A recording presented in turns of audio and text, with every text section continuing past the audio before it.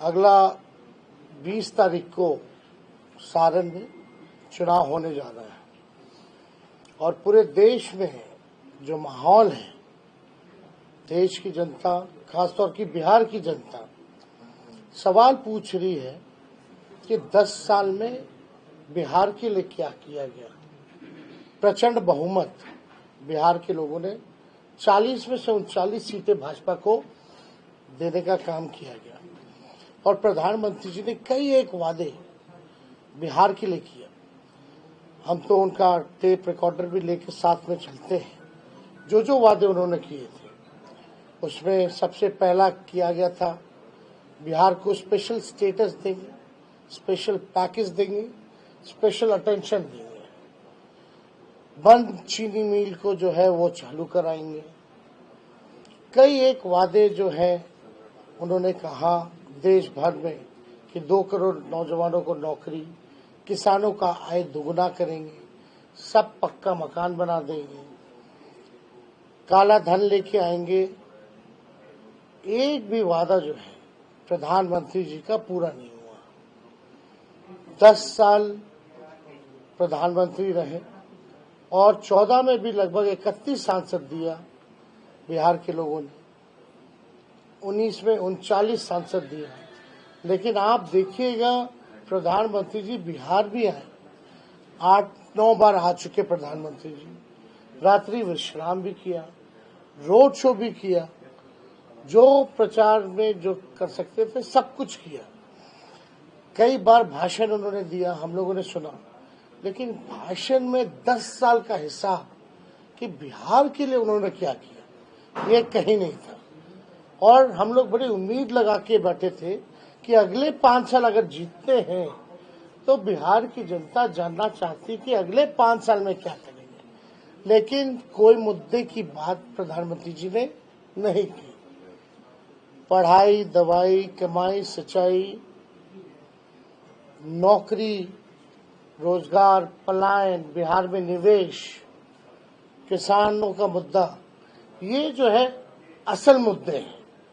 और मेरा जहां तक मानना है कि इस बार लोकल मुद्दे जो हैं ज्यादा हावी है।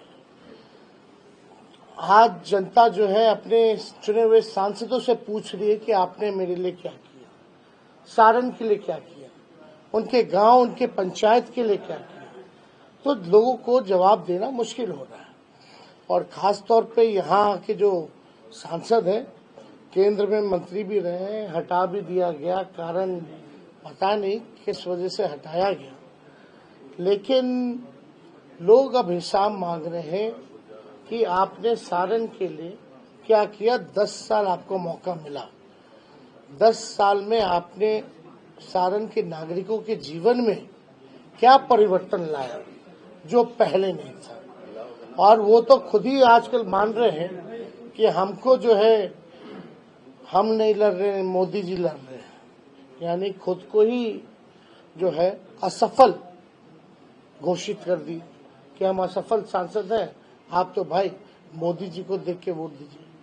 अगर मोदी जी को भी देख के वोट देंगे लोग तो उन्होंने कौन सा ऐसा बिहार के लिए स्पेशल राज्य का दर्जा दिया जो लोग वोट करेंगे। या पटना यूनिवर्सिटी की मांग रही, अब तक सेंट्रल यूनिवर्सिटी का दर्जा नहीं दिया गया। कौन सा सारण में कारखाना खोला गया, कौन सी गरीबी मिटाई गई, कौन सा, केवल 5 किलो अनाज के अलावा इनके पास बोलने के लिए कुछ नहीं है। और जहां तक पूर्व से ही आपको भी पता है, फूड सिक्योरिटी बिल जो है यूपीए के समय में आया और उससे पूर्व में भी लोगों को अनाज मिलता रहा है, किरासन तेल मिलता रहा है, चीनी मिलता रहा है। और ये कहते हैं कि 80 करोड़ लोगों को हम राशन बांट रहे हैं, तो ये गर्व की बात है, ये डिबेटेबल है। 80 करोड़ अगर गरीबों को आप राशन बांट रहे हैं तो यानी गरीबी तो चरम सीमा पर है, ये भी साबित होता है इससे। तो इसमें लोगों का जवाब देना मुश्किल है। देखिए, हम लोगों ने 24 में 24 जन वचन लेकर के आए हैं। खास तौर पे हम लोगों ने जो कमिटमेंट किया था 20 में कि हम आएंगे तो 5-10 लाख लोगों को सरकारी नौकरी देंगे। हम आएंगे तो जितना स्वयं सहायक समूह है उनके मानदेय को बढ़ाएंगे। जो भी हम लोगों ने कहा था कि जाति आधारित गणना कराएंगे, आरक्षण की सीमा बढ़ाएंगे। हम लोगों ने 17 महीने में 5 लाख लोगों को सरकारी नौकरी दिया महागठबंधन की सरकार ने, और 3 लाख नौकरी प्रक्रियाधीन करा के आए। वो कभी भी निकाला जा सकता है, निकलने वाला है, चुनाव आ गया। या आप कह सकते हैं कि अगर चाचा जी पलटी नहीं मारते, बीजेपी के लोग हाईजैक नहीं करते, तो वो भी अब तक आ गया होता। तो हम लोगों ने आईटी पॉलिसी बनाई, टूरिज्म पॉलिसी बनाई, हम लोगों ने आप देखिएगा स्पोर्ट्स पॉलिसी बनाई, मेडल लाओ नौकरी पाओ जैसी योजनाओं की हम लोगों ने शुरुआत की। खिलाड़ियों को भी हम लोगों ने सम्मानित किया नौकरी देकर के। और नीति में है कि कोई भी अगर देश के लिए मेडल लाएगा तो डीएसपी रैंक तक जो है उसको नौकरी मिल सकती है। तो हम लोगों ने जो 17 महीने जो काम किए वो 17 साल में भी नहीं। अगर आप केंद्र सरकार में पूछे कि आपने क्या किया, कितनों को नौकरी दी, तो उनके पास कोई जवाब नहीं। सारे संस्थानों को जो है प्राइवेटाइज कर दिया गया, रेल को बेच दिया गया, सेल को बेच दिया गया, रेल को बेच दिया गया, एलआईसी को बेच दिया गया, पोर्ट एयरपोर्ट सब कुछ जो है बेच दिया गया। जहां भी नौकरियों की ज्यादा उम्मीद थी, खास तौर पे सबसे खतरनाक योजना जो है, हर एक नौजवान ये कहता है कि अग्निवीर योजना को वापस लेना चाहिए।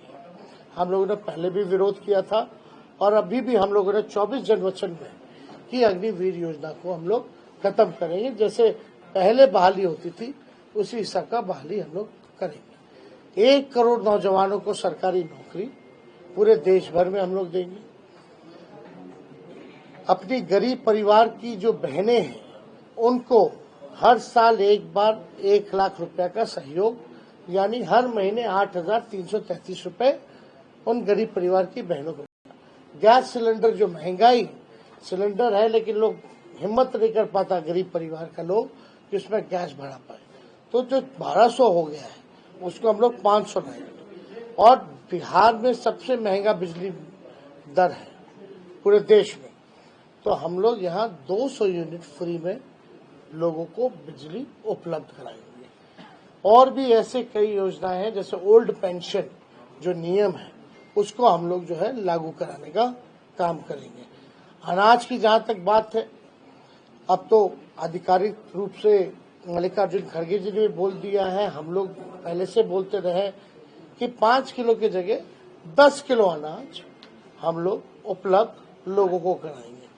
तो हम लोग बता रहे हैं कि हमारा विजन क्या है, हम क्या काम करेंगे। लेकिन अब तक भाजपा के लोगों ने ये नहीं बताया कि वो बिहार के लिए क्या करेंगे, किस आधार पे वोट दे।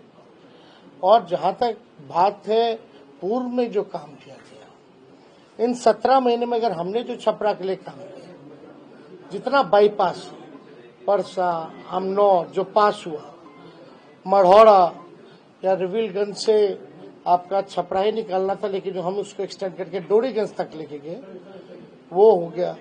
डबल डेकर तो हमने अपने पहले कार्यकाल में जो है वो दिलवाने का काम किया था। सीआरएफ फंड हम लोग लेके आए थे, जहां बिहार को 200 करोड़ मिलता था सीआरएफ फंड, हम लोगों ने 1000 करोड़ लेके आए।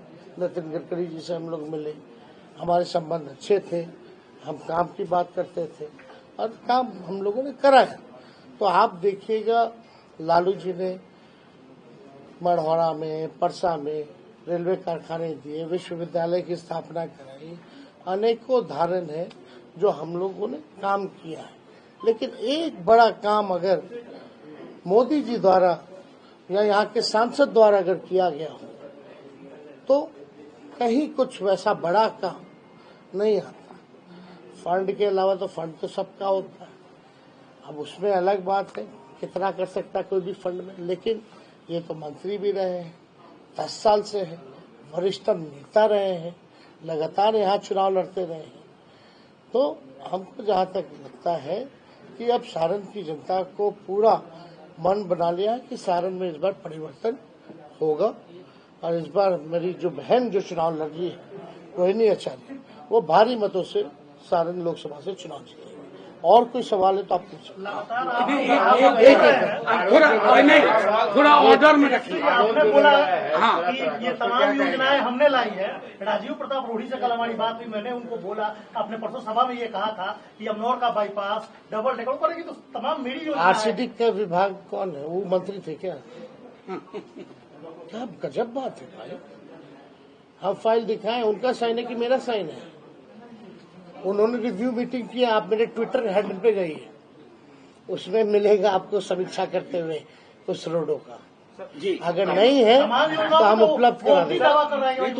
किस हैसियत से करना, किस हैसियत से करना? चलिए, 17 महीने में ही पास हुआ कि नहीं हुआ है कि नहीं? और पूर्व में भी है। देखिए, जब फर्स्ट टाइम बने थे उस समय भी कई रोड आरसीडी के द्वारा जो है हम लोगों ने दिए थे। सर नीतीश कुमार जी बोल रहे थे, कल बता रहे थे कि आरसीडी मेरे पास, ग्रामीण कार्य मेरे पास, हमारे पिता की कर्म भूमि रही, हमारी अपना लगाव है सारण से। ये डबल डेकर उनका आइडिया था क्या? जी सर नीतीश कुमार जी बोल रहे थे, नीतीश कुमार जी बोल रहे थे कि बेटा के चक्कर में नौनों को बेटी पैदा हो गया। आशीर्वाद है। सर इस तरह की भाषा का उपयोग राजनीति में सर आप आशीर्वाद। एक मिनट अरे आप मेरा कल योगी जी आए थे और योगी जी ने कहा कि अभी का जो चुनाव है ये चुनाव राष्ट्र रामद्रोही, मतलब राम के विरोधी और राम के समर्थकों को हो गया है।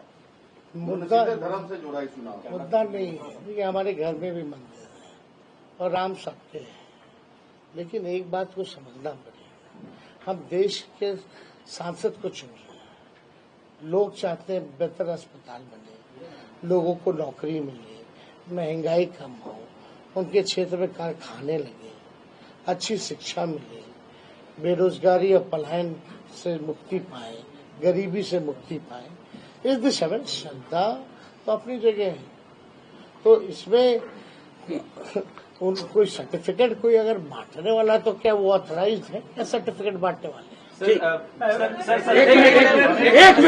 एक मिनट बिहार में आपको बता दें, यही योगी जी जो है यूपी से हम लोगों ने लोगों को नौकरी दी थी, रिश्वत नौकरी दी। उनके दल के प्रवक्ता बच्चे उनके दल के मंत्री बीजेपी के तमाम जो सेंट्रल के बड़े लीडर्स हैं वो खासकर बिहार और खासकर सारण में विजिट किया है, और जब भी वो यहाँ आते हैं वो कहते हैं कि ये डिजिटल समय है, अगर आप लालटेन को वोट देंगे तो डिजिटल समय कब आया?